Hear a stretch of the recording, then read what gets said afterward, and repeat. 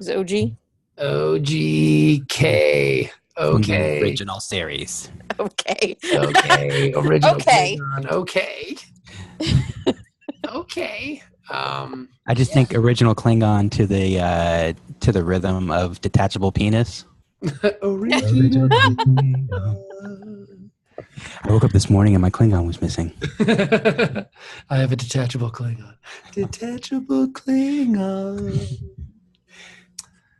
Now I have to say this. The last episode we recorded, I didn't watch. Okay. I even forget what the episode was. I still haven't watched it. Little Green Men. Little Green Man. I'm gonna go It's fine. back. I'm gonna go back and watch it. I got a little stink on Twitter for not watching the episode, but I will say this: I don't want to. I like the idea of someone reviewing the show who hasn't watched it because it sounds weird, but like I felt like you guys were telling me about the show and my reactions to it were genuine. If that makes sense. Yeah. You know, like I think every now and then maybe, I don't want to say every week like we rotate who doesn't watch because I'd be afraid Jenny would volunteer every week. Like I'm not watching. No. I was going to volunteer for when we get to Voyager. Okay. All right. Fair enough. We just let Ben explain it to us. Yes. That sounds awful. But I like the idea of someone explaining to me what happens because I noticed, because I listened to the episode, that the person explaining what happens goes into a lot more detail because they have to, if that makes sense. You know? Okay. And my reactions are not to the show, but to Dennis explaining to me what happened. Like, well, that's dumb. So it just seems like it's more. Then she started giving him an ear job. Oh my God. But I don't know. So like maybe every now and then, like somebody not watch an episode, but we'll have to coordinate who doesn't watch maybe. So we don't all show up not watching. Hey, nobody watched. And then Wikipedia is explaining to us how the episode went. Oh, that sounds interesting. Oh, that's really short. Especially if we got one of those episodes that's like 4 sentences. Oh, what are we going to do for an hour and a half? I mean, granted, I'm sure we could fill the time. But you usually never have a problem with that. No, that's not the hard part. Did you guys have a lovely Memorial Day weekend? Absolutely. Good. Not bad. Jenny, I saw you. Weather's okay. I'm sorry, Dennis, because I saw Jenny's posts on social media. I saw you went to a wrestling performance. I did. I went to the Hampton Coliseum and went to a live show. That's awesome. How was it? It was actually a lot of fun. I was kind of surprised because I'd been to one show before and like it was before I really got into wrestling. I just thought that I would just dive into it and go with my friends and see how it goes. And like now that I've been watching it for a while, like it was way more enjoyable. But even Justin was saying that like it was the best show that he's ever seen. Wow. So now was this a TV taping or anything, or was this just a house show? It was a house show. It was dark. There were dark matches. Oh, well, that's cool. Yeah, because I saw you. Where were your seats? Did you have good seats? Yeah, we had pretty decent seats. Like they were. Some of our friends actually got a hookup and got like second row or something. Wow. But like the seats that I got were like a section back, and they were raised, so like we were basically at eye level, and good. It was actually perfect. And they were only like $30 a piece or something like that. It was really pretty good. WWE is surprisingly inexpensive. Yeah. Like you can go and sit in the nosebleeds or whatever, and it's still not a terrible cost.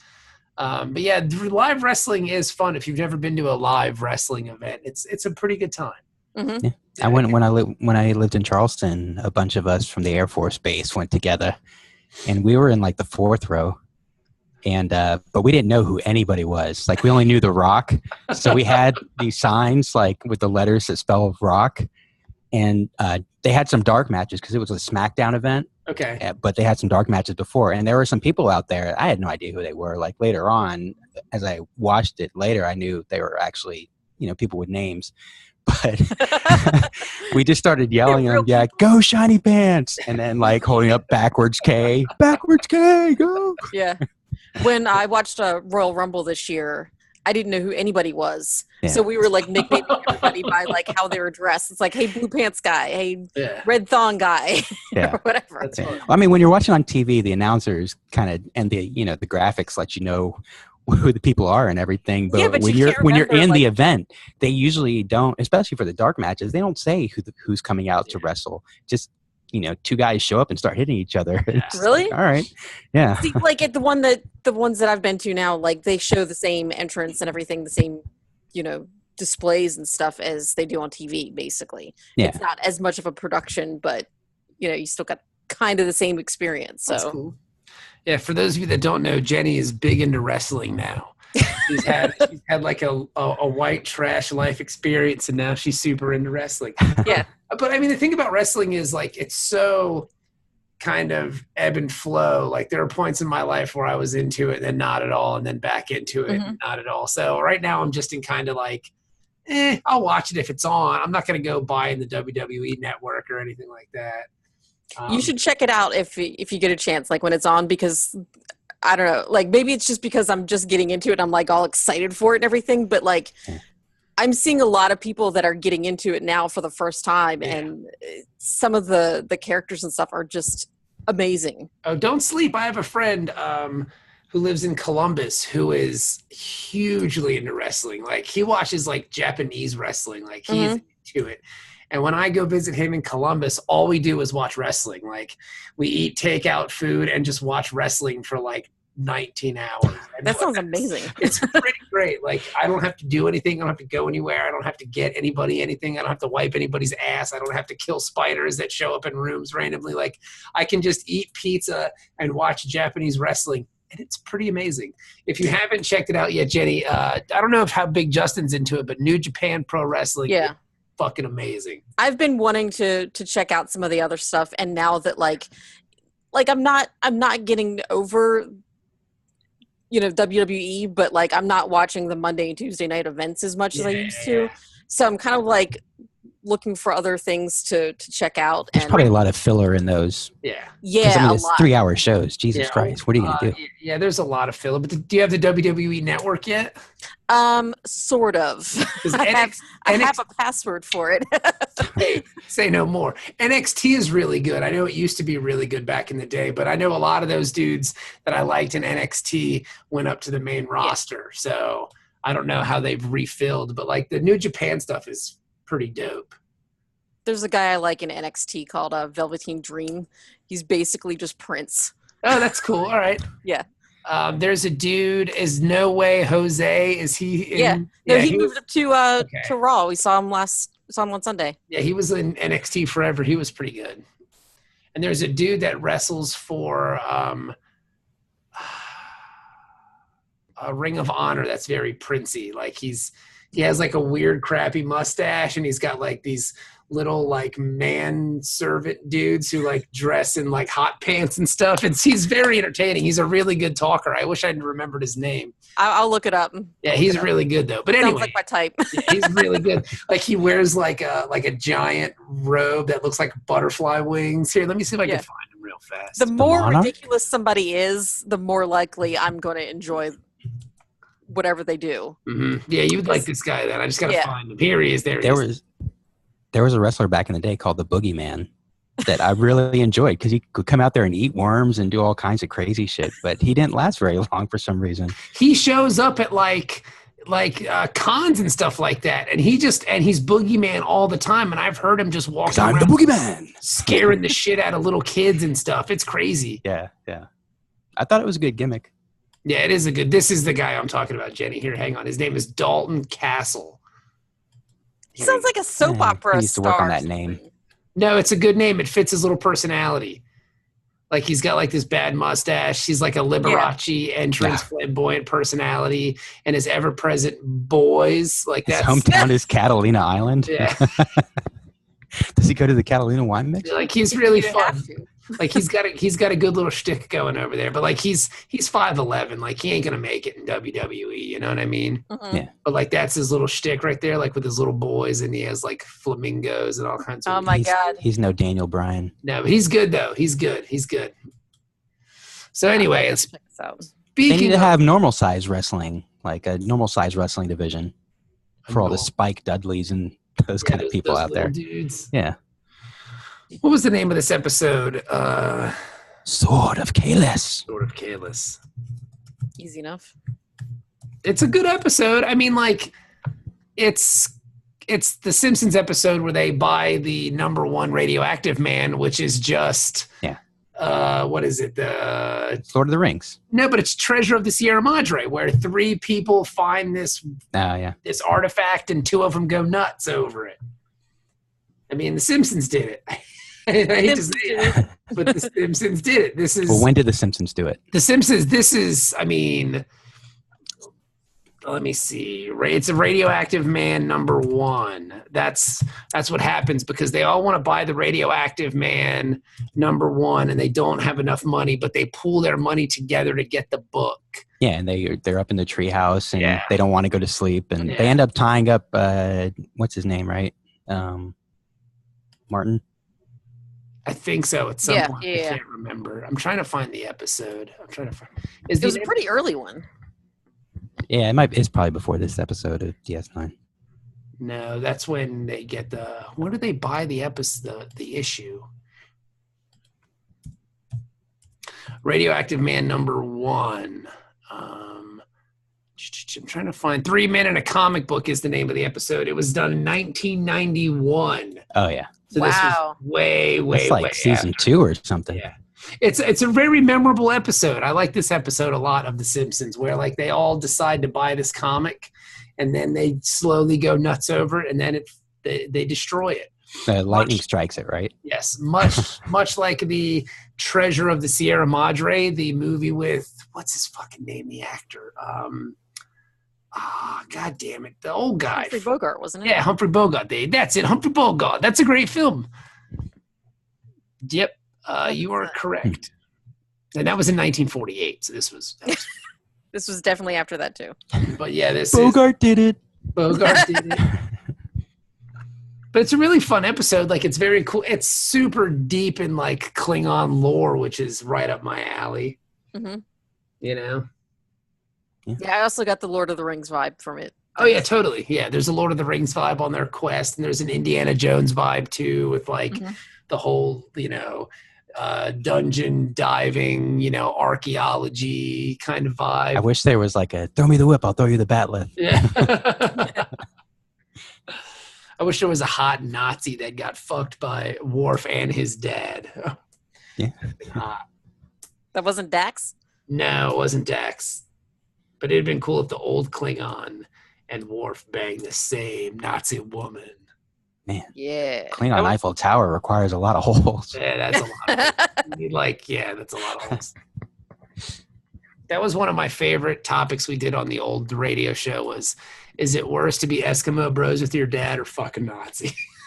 Do you remember what the consensus of that was? I think it was kind of a split. Yeah. But I guess if your dad is Sean Connery, then you can expect you're going to be Eskimo bros more often than not. Exactly. But that was one of my favorite topics from the old radio show. But anywho, so there's this Klingon dude, and he's real old, and he's really fucking drunk. As they do. He spins a good yarn, though. He does. He's a good teller of tales. He's almost got like a bard vibe to him, where he's just boasting and bragging and being all awesome and talking cash shit. And of course, Jadzia is there because it just makes sense. Yeah. She hangs out at the bar. She's the most Klingon Starfleet person, including Worf. Well, she's the most Klingon in the sense of like they accept her the most. Rough drinking, kind of hard fighting, because Worf is very much like honor bound Klingon, if that makes sense. You know what I'm saying? I bet if Curzon must have been on vacation or something when Picard became the Chadich, because that would have been Curzon would have been right up there. Oh yeah, totally. Like I can't imagine how that didn't happen. Like how Dax was not Chadich. Now, like, how long has Curzon Dax been inside of Jadzia? Like, has that been established? Didn't they show that in the very first episode? That happened in the first episode? I think so. I'll have to go back and she check was that out. fresh off getting her worm. God, that worm just slid inside of me. It was so hot. Yeah. I wonder because I don't know, because I haven't seen enough of the series, and I wonder if they ever show Curzon in his Curzon phase, and if they did, who played him? Like, who would be a good actor to play Curzon? Like a young Curzon? Yeah, just like if you saw him like right before he ate it, like in his prime years where he's kicking it with Cisco. Like, who's the actor that plays Curzon Dax? They had some old dude who played him. Like because there's a scene where they're actually doing the surgery. They pulled a worm out of him and put it inside of her. Yeah. They can always recon that, man. I mean, let's say they recon that because it's probably nobody important. Like, who would you, Dennis Black and Asian, from that era, or like now? to see just from history, perhaps we'll say the annals of history, from the starting at the dawns of history. Who would you like to see? Who would be a good Curzon? Who would be a good Curzon? Like Sean Connery, honestly, would be a great Curzon. All right, Sean Connery would be a good one. I don't know if he's in my head because we just talked about him. Oh yeah, because you're thinking about being Eskimo Brothers with him. Yeah. I was thinking like a young Christopher Plummer. That's a good one. Okay. Yeah. All right. Also tied to Sean like Connery. An Undiscovered Country era Christopher Plummer. Okay. All right. That would be a good one. What about like Christopher Plummer's good. Shit, man, that's a really good one. What about like Walken or somebody? Do you think Walken would be a good Curzon Dax? Maybe too eccentric, perhaps? Maybe, but I don't know if he's physical enough. What about like Roddy McDowell? That could work. Maybe too British. Or Malcolm McDowell. Malcolm McDowell might be a good one too. Malcolm McDowell's the guy from Planet of the Apes, right? No, Roddy McDowell's from Planet of the Apes. What is Malcolm McDowell from? He's from Clockwork Orange. Okay, yeah. All right. Malcolm McDowell. Both of those McDowell boys might be good. Like Malcolm might be good. Family.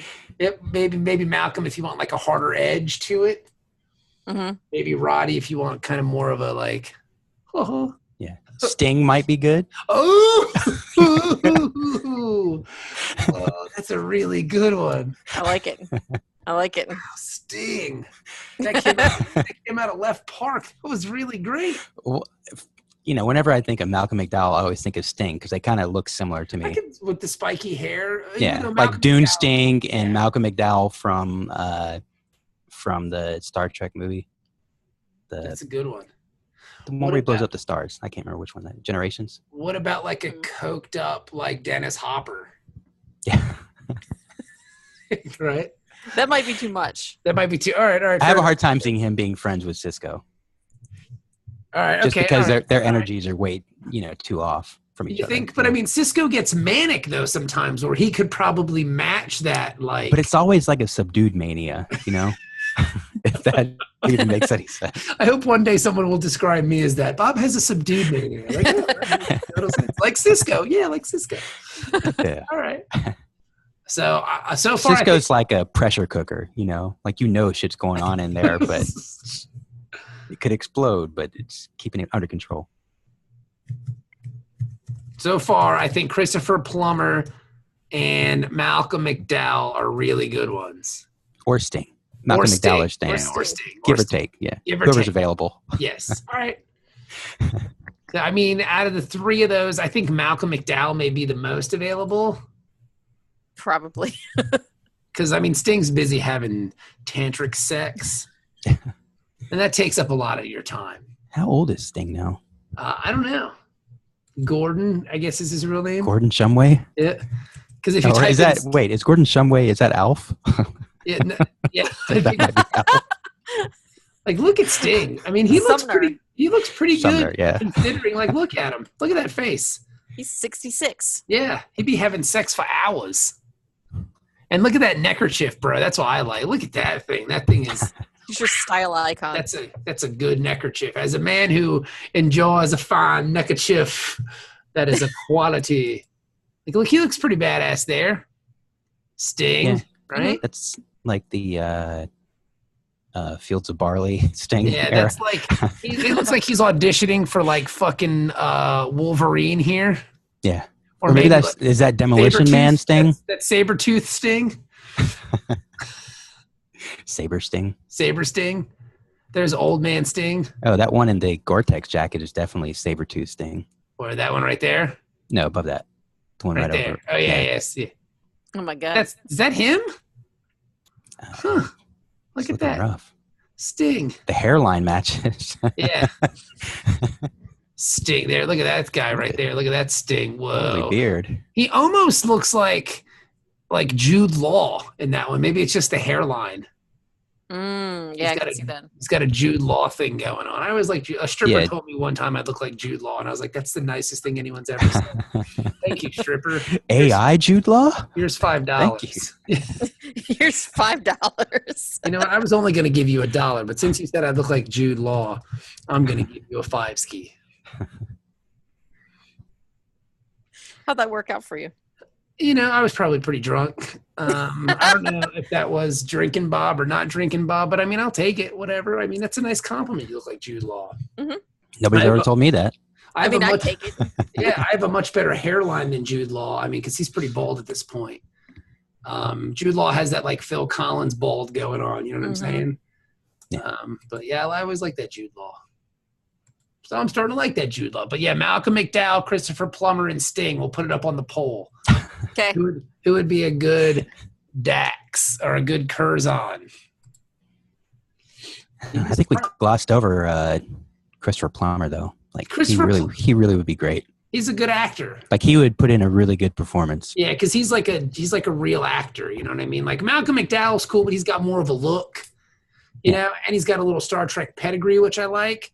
But Sting, though, I mean, coming out of the clubhouse, I'm like, wow, that's really fucking good. Because Sting's got enough of that, like, wild man look to him, but he's also can be very, like, zen and have sex for 7 Yeah. Like a Dune Sting? Yeah. Come on. Dune Sting That's is pretty Curzon. bad. I would love to watch Dune. We should watch it and review it. I haven't seen Dune in years. I've only seen it like twice, and the second time I needed Ben to just sit there and pause it every 5 minutes and explain things. Oh, really? Yeah. I tried reading the book, and, man, that was hard. Yeah. I was just like, oh, this is as dry as the desert they're talking about. Like, Yeah, exactly. I know I need some spice to get through this. I know this thing's a classic, but how the fuck did anybody finish it? I think people just call books classics so they don't have to finish them. Like, oh, that book's a classic. And then people are like, isn't it though? Isn't it? But no one ever really goes into why it's a classic. It's just like, oh, it's just a classic. It's because nobody ever fucking reads it. It's just so you can brag about the fact that you read it.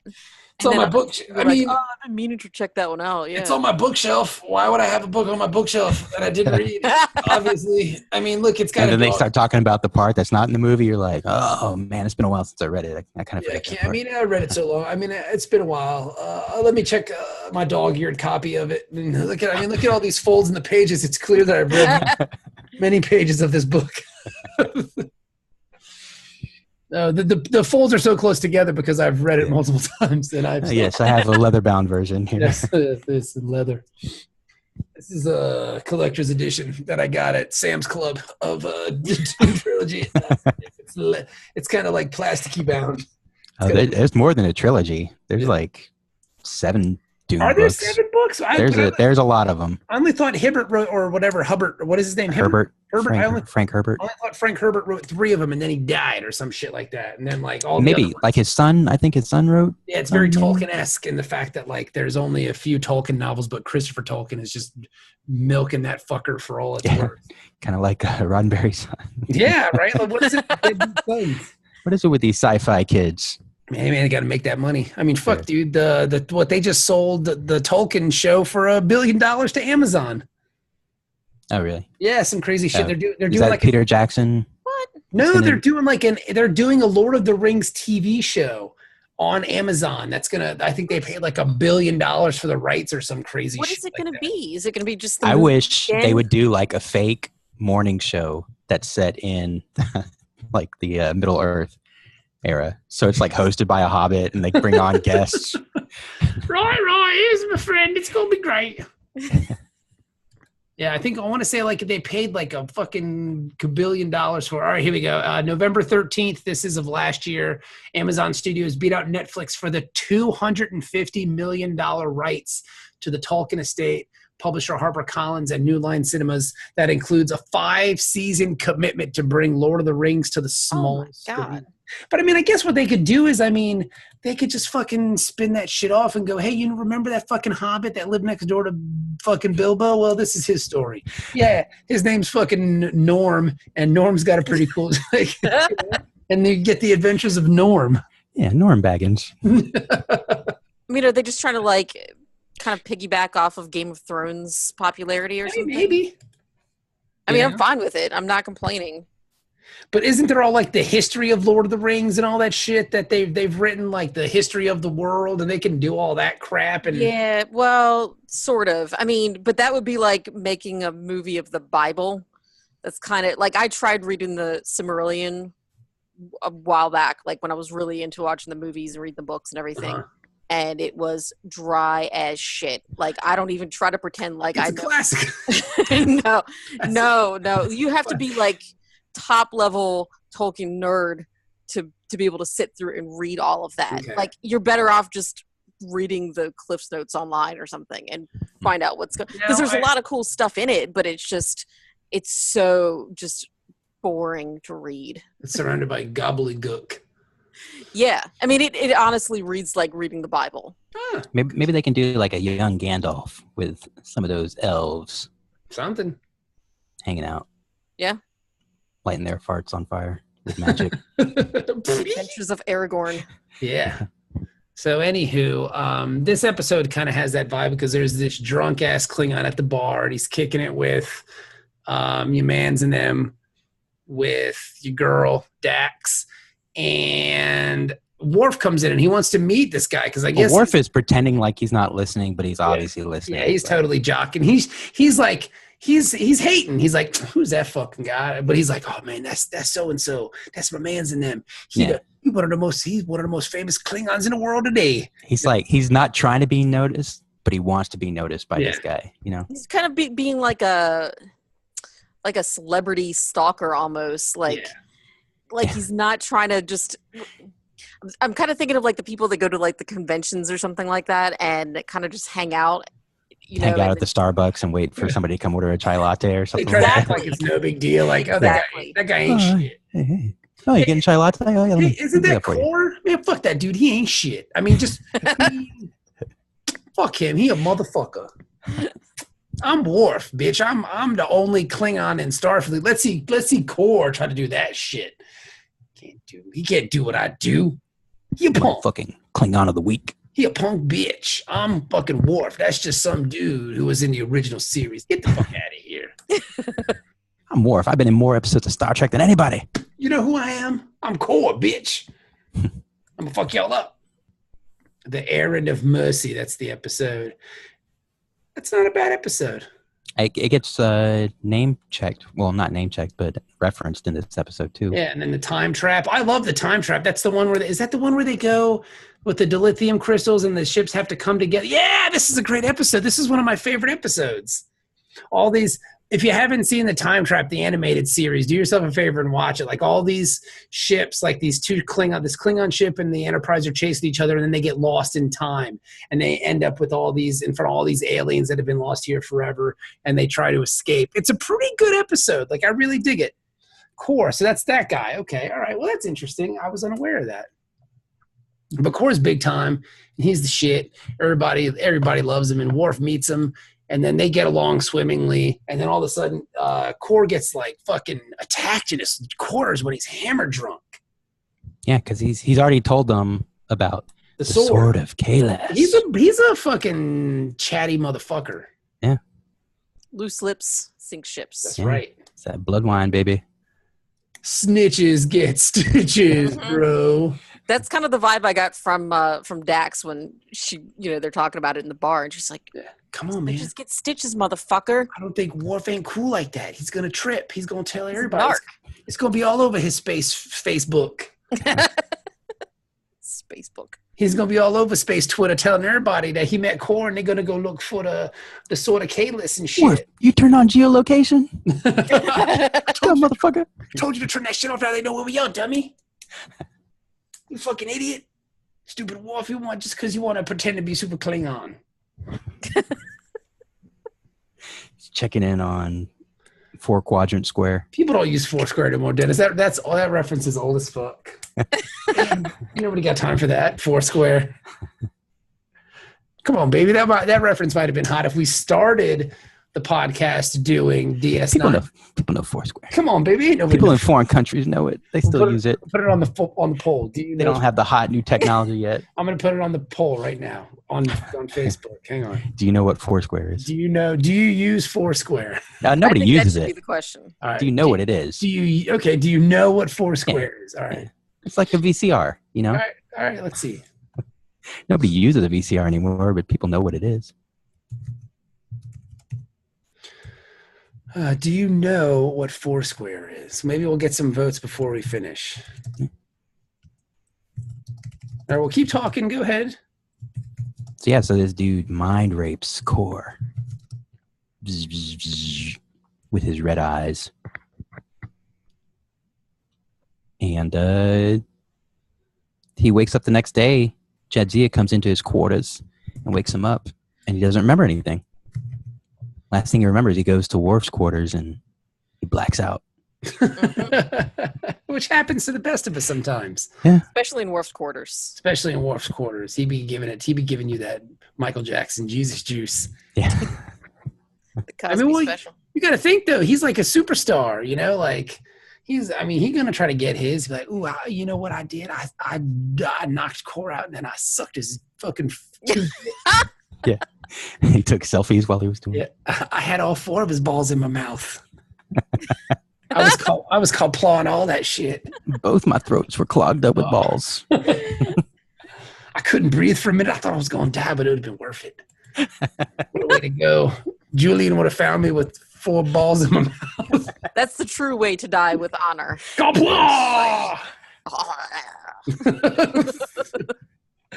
I'm choking so much.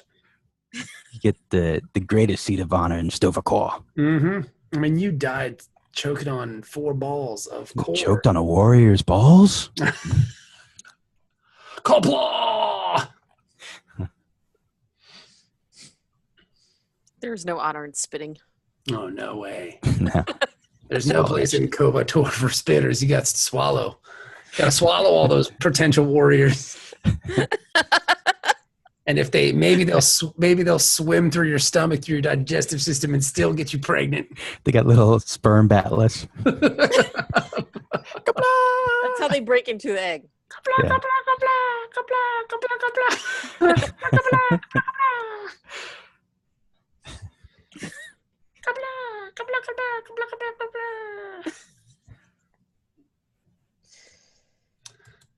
But yeah, so then they all agree to go on this fucking trip. Yeah, they go get permission from Cisco. Cisco's like, yeah, shaving his head. yeah. He's all like, what? Future razor. It's like, whatever, man. I got shit I got to do. You know, man. You guys don't take this Starfleet job too seriously. They really don't. Yeah, you're my. People are leaving the station all the time. Yeah, like Worf is just. I mean, Worf has been there 9 weeks. You know, who knows how long? I mean, he's been there 9 episodes. That could be 9 weeks, 9 days. Who knows? It's like, yeah, you've been here for like 2 weeks. Sure, take a vacation. Sure. You're my newly minted position of like strategic so-and-so. Yeah. Oh, and take my operations manager with you too. Yeah, that'll be great. Sure. You want to take any more important staff while you're going? Well, take the doctor. What do we need doctors for? You just need to drop off your space dry cleaning. Surprised you didn't give him the Defiant. Yeah. Take the Defiant. What do I care anyway? No one else takes this job seriously, so why should I? I mean, at least this is kind of an important thing. I mean, it's more personal for the Klingons, but... And they make up that bullshit reason that, oh, well, maybe if Starfleet finds the Sword of Kahless, then we can be friends with the Klingons again. I mean, it's not the worst. I mean, it is kind of... That's what's going to go in the official report. Yeah. It's like, how did your officers die in the Gamma Quadrant? Oh, well, they were on a peace mission to do some cool stuff to help unite the Klingons. Yeah. Sure. We've heard worse. Whatever. Sounds good enough to me. Oh, Admiral, you're breaking up. Doesn't work that. It doesn't work that way. It doesn't work that way. It's a video feed. Yeah, this is a secure line. Like no, it doesn't happen that way. He just knocks over a decanter of water. Runs out the room. That's one of my favorite Chappelle Show bits. Yeah. What? Psh. But yeah, so anywho, so they go out on their little mission, and it's pretty easy. Like this thing, I mean, I guess from what Core says, the Klingons found, not the Klingons, excuse me, the Vulcans found this temple and they found some stuff, but they was like a force field they couldn't get through. But it's clear that they haven't tried to get through this force field in, say, like 250 years, because Jadzia just goes down there, like sets up some little fucking, I guess, I don't even know. Microphone stands. Yeah, little microphone stands. I don't even know what the term would be of what they are. Maybe some disruptors or something. She puts down some portable disruptors and hits two buttons, and boom, it comes down. Well, first she had to reverse the polarity. Of course. So. Of course she's kind of a standard move. Yes, I mean she had to trek some trek. So you had to go back into TARDIS for that one. Yes, exactly. Let's go trek some trek over here. Okay, cool. Trek it up. Oh, hey. I think you got to reverse that trek. Word. Yeah. And then boom, sure as shit, goes down. They walk in, and then they're in like this, I guess, it looks almost like a museum, the way everything's kind of set up, and it's all broken and battered and smashed. And they're like, oh man, somebody must have already taken Kahless' sword. This is total bullshit. Yeah. And you check the time on the episode, you're like, wait, this is way too early. Yeah. They got 40 minutes left. How the fuck? What? We haven't even talked about a B story yet. Like what has fucking Odo turned himself into? I don't know. How are we gonna deal with Odo being a glass for 40 minutes? I don't know what's gonna happen here. How many people are gonna put their mouths on Odo today at Korg's bar for him to try to get some weird secret? All of them. This blood wine is extra delicious. But yeah, so I guess they figure out that it's a hologram and it's not really what they see. And they have some DNA fittingly from the aliens that built this temple. And they put the DNA because they're like, well, maybe they have to have one of these people here, whoever they are. I don't even know who they are. The aliens. What are the names of the aliens? They are the Jimmy Janks. Yeah. Yeah. Yeah. Who are they? Jank 5. I don't know. It doesn't say on here. I don't know either. It's something short. Yeah, but it's so Keth or something like that. Yeah, but they have the DNA of it and they put it up there, and then sure as shit enough, it's a hologram, and they find a door and they go in, and there it is, just sitting there. His fucking Batleth. I didn't like how this whole scene was going to set up, because it just basically looked like an Apple store or something when they walk in there, and the Batleth is sitting there like on a lit table. Yeah. Yeah. You're like, who's paying the power bill here? This place has been abandoned for centuries. Maybe it runs on solar power.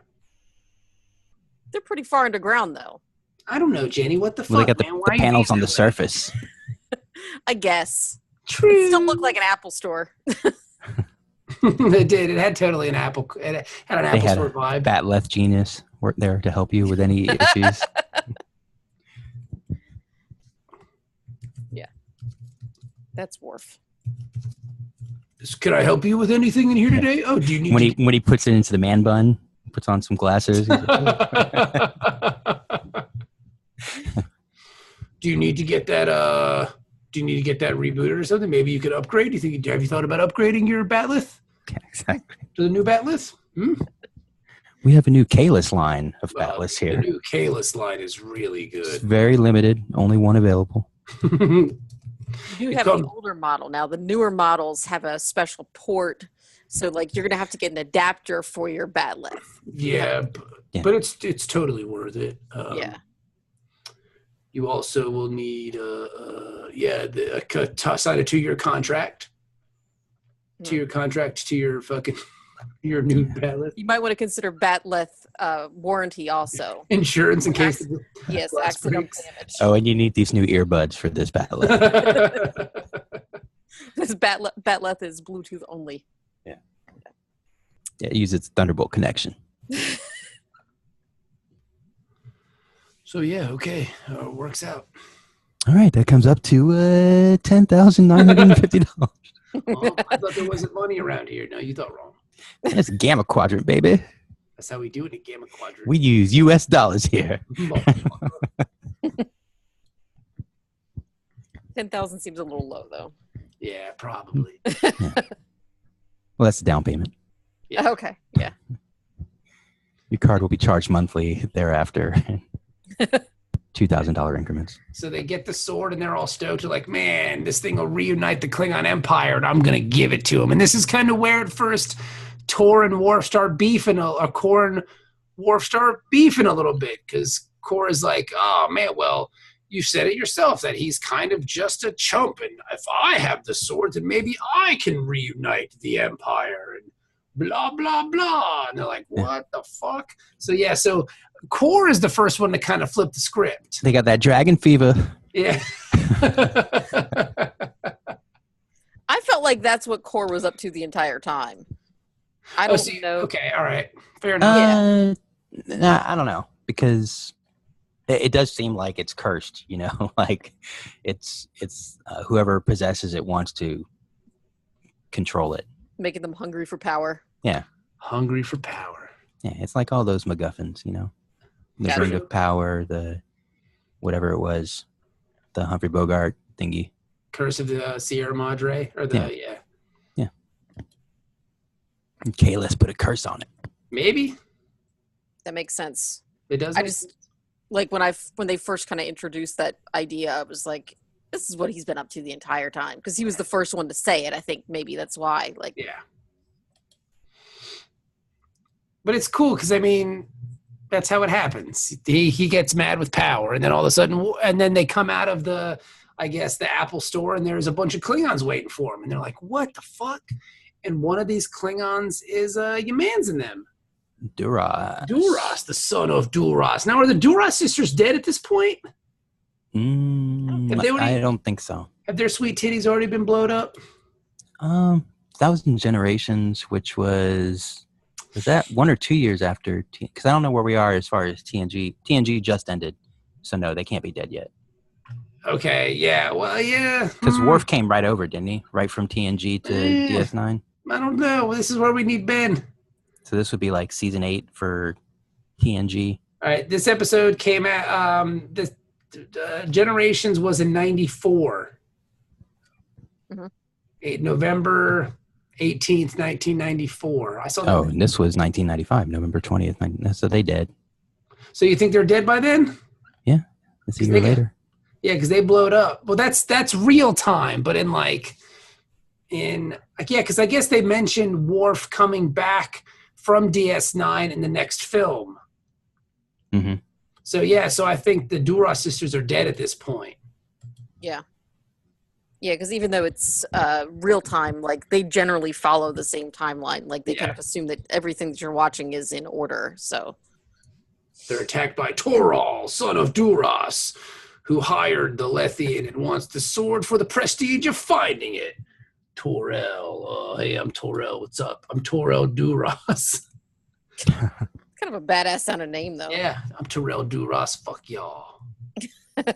Yeah, that's right. I'm a fucking player. I'm a pimp. Fucking house. Young Torel. I'm the House of Duras. Little Torel. That's the son. He little Torel.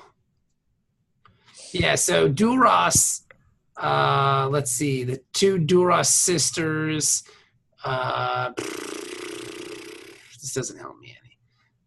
Duras died 2153, but is those the sisters? No, that's Duras, son of Torel. That doesn't help at all. Where's the Duras sisters? What's their name? Lursa? No, is that her? Yeah, that's one of the Duras sisters. Yeah, she died in 2371. Lursa and Karen. Yeah, Lursa. Yeah, she died in 2371. So this has got, I don't know the fucking star date, but I'm going to guess this is probably after they did.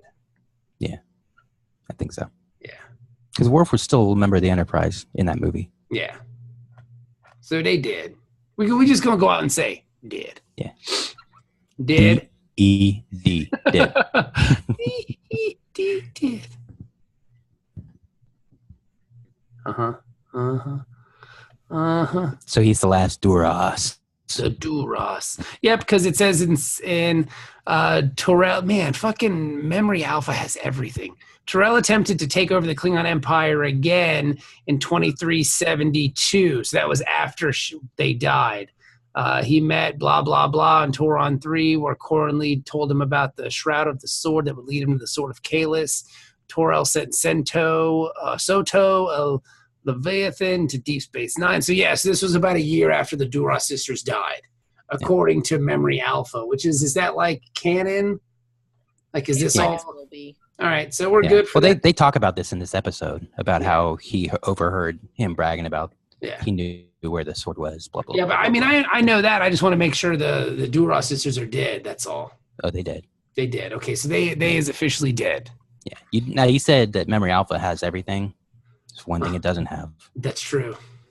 Because they took it. 178. They took it down. Yeah. Womp womp. And I mean, that's their right to take it down, because I mean, we made it up. Yeah, but they shouldn't have. Yeah, especially if we put it over on the pretend list where like all the stuff about the books and shit are, you know? Mm-hmm. Yeah. Yeah. Fucking shout out, bro. But We're Shout published. Out lives on in our hearts. Yes, it lives. And in the hearts of the people. I mean, out of all of the things to live by that I've seen and witnessed in my existence, the one I choose for myself and my family is 178 fucking Chathound, bro. Yeah. The church of the Chathound, bro. Sure. I mean, whether it's dinner time, Chathound, bro, you know what I mean? We got to chow down. Let's all gather around the table and say a prayer to the rules of acquisition 178. Everybody bow your heads. Knock, Shout out, knock, bro. knock, knock, knock, knock, knock, knock. Knock, knock, knock, knock, knock, knock, knock, knock, knock.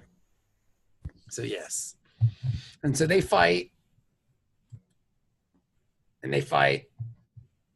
And Kor kills some people. Worf kills no one. Yeah, he gets stabbed, though. Yeah, he does get stabbed. He takes one pretty good. You would think if they had like this legendary, powerful weapon that they might be able to win the fight. Well, they do kind of. Well, Kor is kind of a badass with it, though. Yeah. Kor is fucking some shit up. And then they take off, and then they turn on the shield again, and you think, oh, they're home free because nobody could get out of this shield for 270 years. They just basically killed those dudes. You just kick over the mic stand. Yeah. The shield comes back up. Yep. Oh, these dudes is dead as fuck. They ain't never getting out of there. But nah, son, they get out. But that's much later. But now I guess they can't get to the ship because Torel's ship is putting up some fucking interference. Yeah, they're jamming their signals, so they can't do anything. So now they have to. I don't know what they have to do. They have to find their way to the surface, I guess. How do they get out of this one?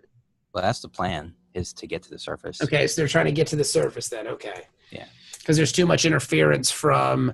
Yeah, but even if they're on the surface, they're still going to be jammed. Well, I think because, all the rock Mm-hmm. and then the jammers. The jammers, I think, are down there in the caverns with them. Ah, okay. So.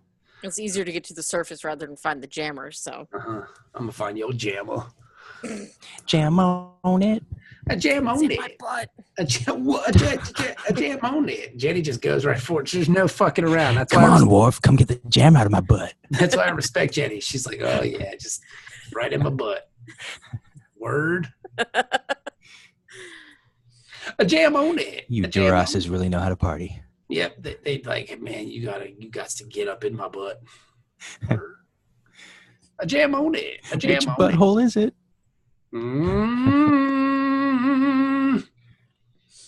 I don't know. 3 votes so far. Yeah. Let's see what the 3 One votes for each?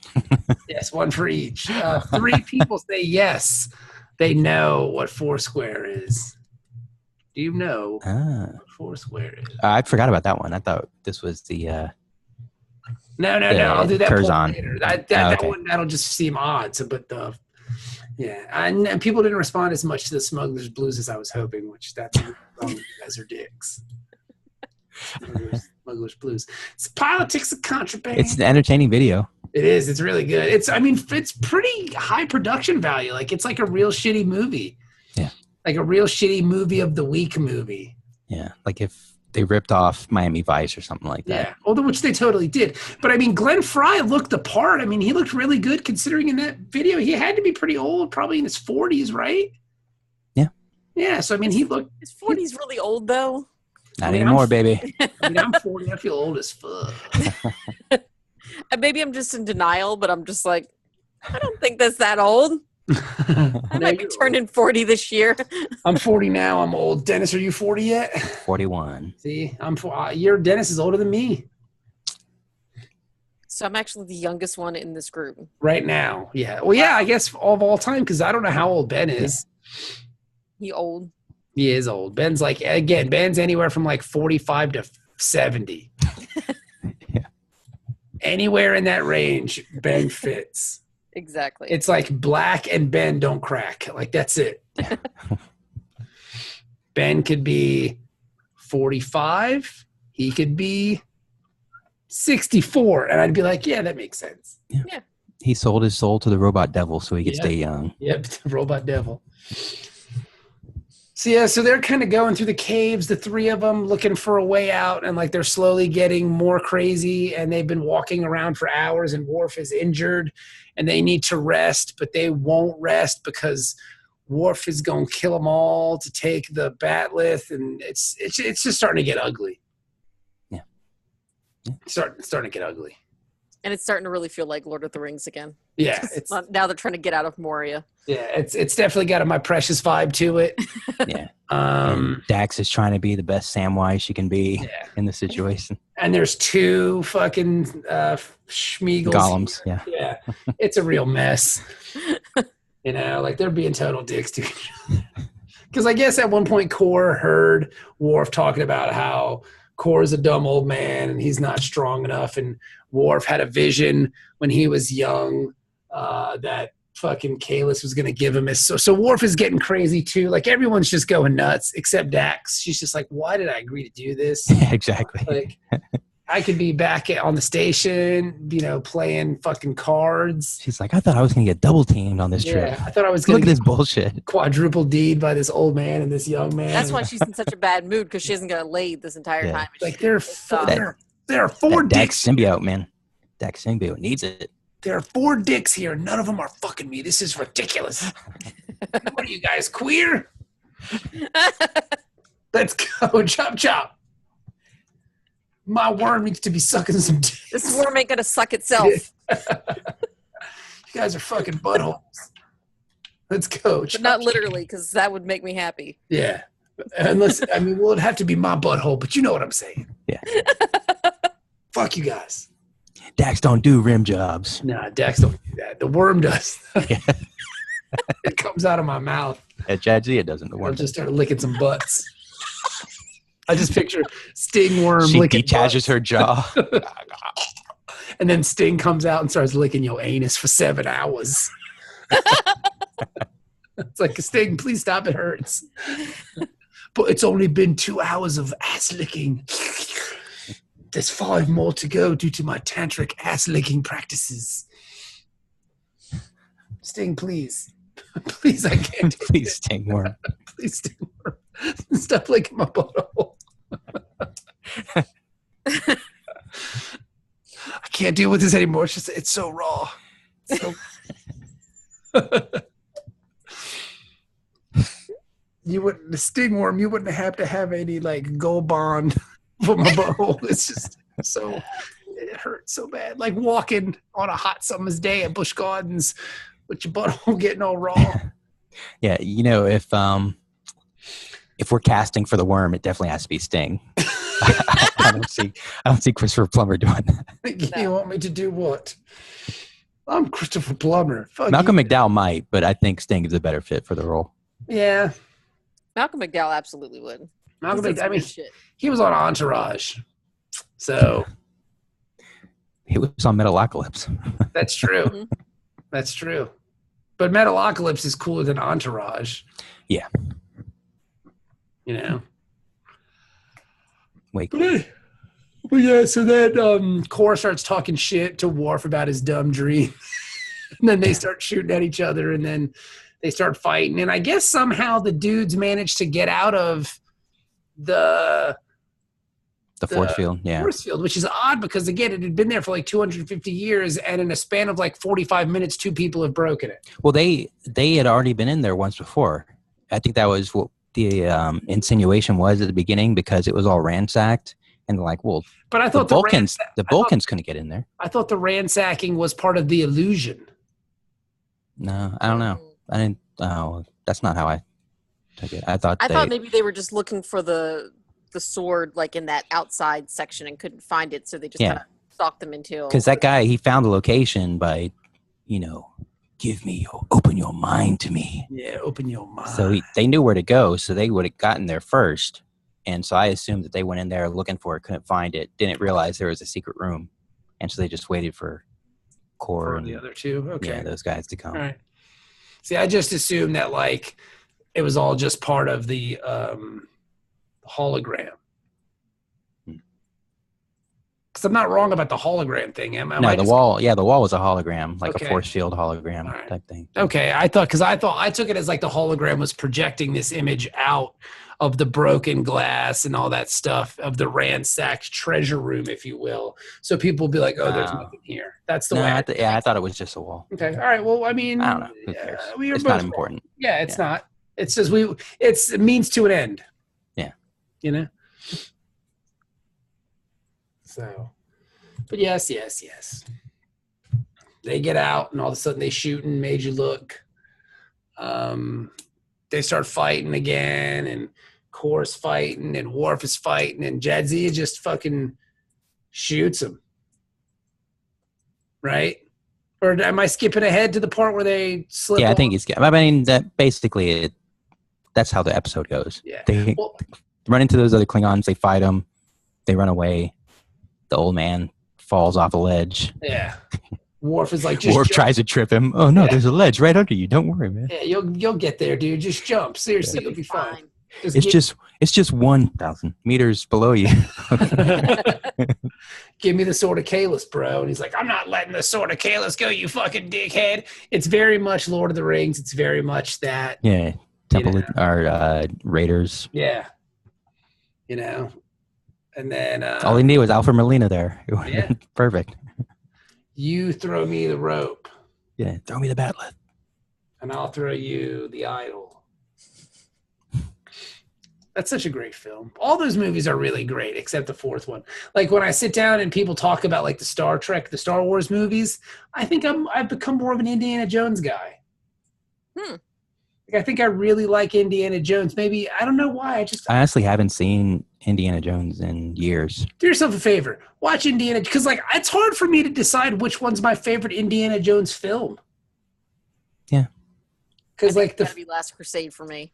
Last Crusade's great, but the first one is so good. Even the second one is crappy, and some parts of it are still really enjoyable. Well, Temple of Doom is the first one I saw, so that's for a long time was my favorite. Okay. Even after I'd seen all three of the the ones that came out in the 80s or whatever. Yeah. But they're all real good. They're great films. Yeah. And this is just me. Indiana Jones is cooler than Han Solo. That's just me. But I'm going to throw it out there. I like Indiana Jones more than Han Solo. You can't make me choose. I'm just saying, if I had to choose, I'm picking Indiana Jones. I think if I absolutely had to choose, I would go Han Solo. What? I could easily see Han Solo having Indiana Jones type adventures, like trying to smuggle something out of, planet India or something like that. I could see. I would watch that movie. I haven't seen the Solo movie, which me either. see. I don't know. It's good. I think it's really good. I just don't like the kid. No, he's the guy not playing bad. Han Solo. Yeah. Yeah, he's not bad. He's he's not trying to do like a Harrison Ford impersonation. Okay. But he's staying true to the character, and Okay. I think he did a really great job. That was probably one of the weakest parts for me, and I still really enjoyed it. Like, Okay. because I like Harrison Ford, so, you know, Yeah. just the fact that he was replaced, which couldn't be avoided, Yeah. it was kind of like, See, but that's the thing that I don't get. Like, they replace Han Solo, but why can't I get a new Indiana Jones? Like, the idea, like, they want to do more Indiana Jones Well, films. Disney doesn't own Indiana Jones. Yes, they do. Do they? They bought Lucasfilm, and Indiana Jones is a part of Lucasfilm. I think that they tried to sort of set it up at the end of that last one with like Shia LaBeouf or whatever, and everybody's like, "Nah, I'm good. No. I'm fine." I don't know though, but if they can recast fucking Han Solo, why can't they? I thought I heard they were going to make a 5th one. Yeah, I've heard that too, but I mean, God, Harrison Ford's an old man. Yeah. He's like hundreds of years old at this point. Yeah. I mean, it was showing in the Crystal Skull movie. Dude, He was too old for that nonsense. And that was many years ago. Like, look at him in the like, I don't want to jump in this refrigerator. Look at him in the Star Wars movie. I mean, he's old as fuck. Yeah. He was begging to get lightsaber. He can barely get up and down. He's like, please just kill me. I don't want to have to climb up any more of these stairs. I just want to go back and fuck Calista Flockhart and put my earring in. Seriously, this is bullshit. You guys just murder me. She's so skinny. She's so big. My earring, my dick looks so big in her skinny hand. My old man balls. Oh my God. Someone just kill me, please. Just do it. I don't know if she's still skinny anymore. I mean, she probably is. I mean, she's a naturally skinny woman. Mm-hmm. Some women are just, smaller framed. I don't care how many times people go, that girl should eat a sandwich. No, she's just thin. Some people just are thin. But anywho, so they do their thing and they finally get off the planet with the sword, and they're just like, look, man, both you guys you guys are dicks. No one can be trusted with this sword. You guys have just been fighting and fussing and fighting. So we're just going to shoot it out into space. That's the end of the episode. Seems like a waste. I kind of wish that, Process. they would interstitially through the rest of the series just show the Bat'leth flying through space. And like at the very end, there's a post-credit scene where the Bat'leth lands somewhere, like hits somebody in the back of the head or something. Ow! Like Jumanji. There's just like drum beats in the back. Now, are they did they go to the Gamma Quadrant? Like, are they out? So now, in order to get this thing, like, it's never going to be found. But their whole argument is the Klingon Empire isn't ready for it. Did you ever just think? Well, it's been gone for 1,000 years. So who's to say in 1,000 years it won't float back into, some Klingon explorer finds it or something? I don't know. It seemed like it would have made more sense if they like beamed it back down to where they found it, so that if somebody else wanted to find it later on, like they can retrace. But then I guess that dickhead knows where it is. Yeah, the Duras guy. Just thinking that too is like somebody else is going to be able to find it, and they're not ready for it either, and they don't really trust each other either. Like they would go back to DS9, then each get their own ship to go out there and go back to that planet. No, nobody here trusts each other. To his locker or something. I'll hold it. I'll give it to Alexander. I never see him. It'll be sick. Just imagine, like, Cisco asks, "Hey, how's Alexander?" He's like, "Who's Alexander?" Oh yeah, he's great. Oh, my kid. Oh yeah. My dog's name was Ralph. That was Ralph. No, not your dog. Not your Klingon pig dog. Your son. Huh? Oh yeah, he's good. I guess we don't really keep in touch. He smells.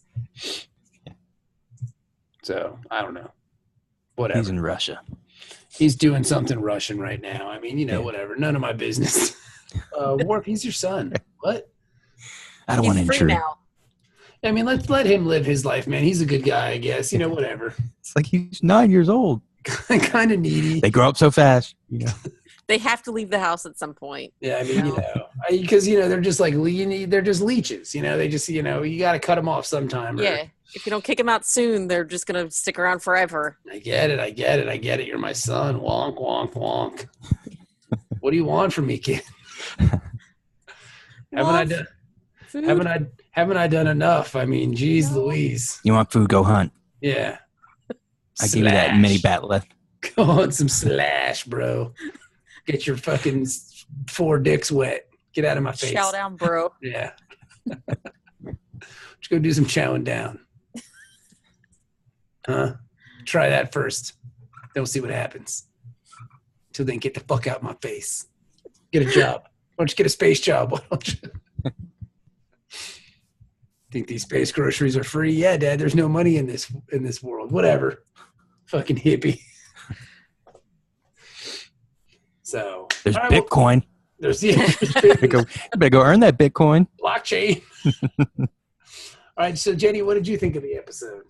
At first, I was kind of thinking that it seemed slow for a Klingon episode, and it took kind of a while for it to warm up for me. It took forever. And even though it was kind of like Indiana Jones and Lord of the Rings and all this stuff, it was kind of derivative, but it's all derivative of things that I like.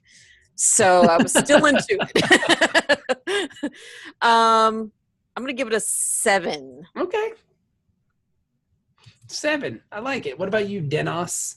Yeah, it's very tropey, but they are good tropes. Oh, it's got all the tropes, yeah. Yeah, I would say 7.5.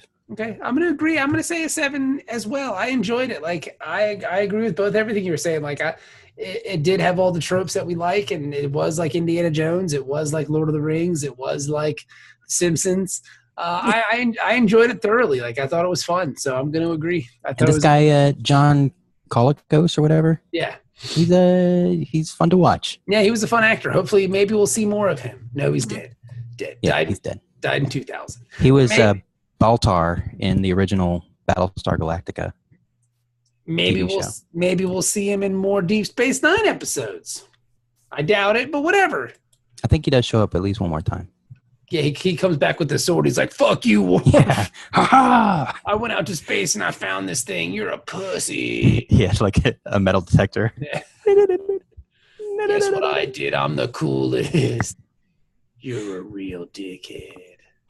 Yeah, we see him in. No, I guess did we see him already? He said he was in another one. Oh, season 2, episode 19. Core was in that episode.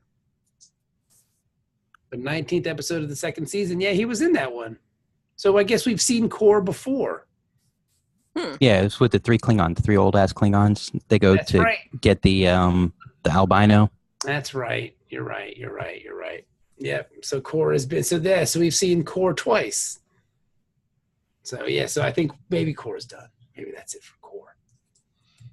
It says he's reoccurring. Okay, yeah, no, yeah. It says had previously appeared in the series. Yeah. In Blood Oath. Blood Oath, and then it says reoccurring thereafter. So I'm not really sure what that means, but hopefully he gets a couple more. And I just love how Star Trek actors just kind of hang around. Because we were talking earlier about who would be the best guy to play Curzon, a young Curzon before the switch, and it would probably just be fucking James Cromwell. Yeah. Because that's what they do. They just bring guys back. Mm-hmm. They put some dots on him and go, no, that's not fucking Zephyr Cochrane. What are you talking about? That guy's got dots. Yeah, and he wears glasses. Yeah, what the hell, man? He's got a Starfleet uniform on. You guys are fucking... What? No. Get out of town with that. The dots, man. The dots. It's clearly another guy. Totally different person. Yep. Doesn't have that weird alien mask on in that episode with the bomb and the thing and the horse and the whip. Pshaw. If he were Zephyr Cochrane, he would have the Jughead hat on. Yeah. He didn't have a Jughead hat. And listening to Fog Hat. Yeah. Because everybody knows Fog Hat's going to be the one band that lives on forever. Is that what they're listening to? Slow Ride? Oh, Slow Ride, wasn't it? Slow Ride. It sounds right now that you say it, but I really don't remember. I want to say it was either Slow Ride or like All Right Now. I know it was one of those like beer commercial songs. Yeah, Mississippi Queen, something. Oh, what was that? What was that CD that had all those songs on it? Like Mountain Rock or Monsters of Rock. It was. I know what you're talking about. I thought you were talking about that Southern Rock. Yeah, that's one. Because like 38 Special was on there, the Allman Brothers. Because I had that. It was a good album, man. 38 Special is awesome. Yeah. All right. Good job, everybody. And we forgot to play Star Trek Adventures over the holiday because I was dumb and I made Saturday plans to play it, but I fucking totally forgot that it was. I forgot to. Yeah, I forgot. I forgot because it was the long weekend, and I was like, no. And then I was like, oh yeah, we were supposed to do that, so we're gonna push our game back a couple weeks and we'll play again. I'm excited. Me too. I keep saying I'm excited, but we haven't played. But I'm still really excited to play. Like my excitement level hasn't dropped at all. Surprisingly, I was going back and listening and trying to edit up some of the stuff, and it's really good. I think you guys are damn good role players. So hopefully we'll get the next one of that done in a couple weeks. So you guys are great. Thank you so much. Dennis, Jenny, you guys are just wonderful. You are. This podcast is just so much fun to do. It is. Yeah, I hope so. We've been doing it for fucking 6 years or whatever. Soon. Yeah. I think it's been almost 7, hasn't it? 2011. Yeah, it'll be 7 years this year. Holy folks. Yeah. Our kids are going to be doing this fucking. That's the 6th of my life. Spent doing this. Yeah, whatever, man. I mean, it's friendship, bro. Yeah. This and G.I. Joe. G.I. Joe brought it back. That's right. Ooh, well, you guys have a wonderful week. Thank you for listening. Sorry about last week. We didn't record. My mom was in town, and she sleeps in the studio, which is just the basement. And I didn't want to keep her up because the kids be bothering her to get up at like fucking 4 o'clock in the morning because that's what they do. Mima, wake up, wake up. So that was my fault. I'm sorry. No. And she doesn't like this show, so she probably don't want to hear you talking about it. Yeah, Mima doesn't like Deep Space Nine.